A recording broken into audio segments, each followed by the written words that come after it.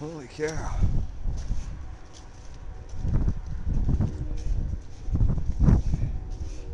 Looks like it just blew in from the side and then the rest caved in around it. Yeah.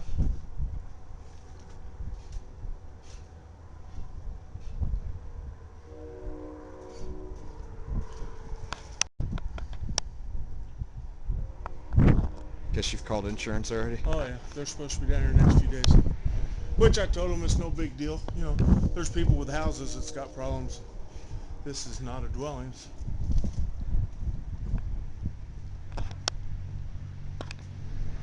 Two.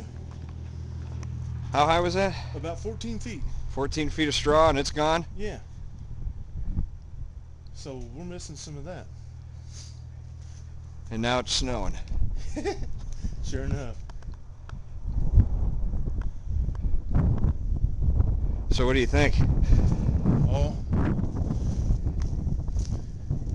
it's not a big deal. I mean, it's, you know, insurance and it's not a house, so it's no big deal.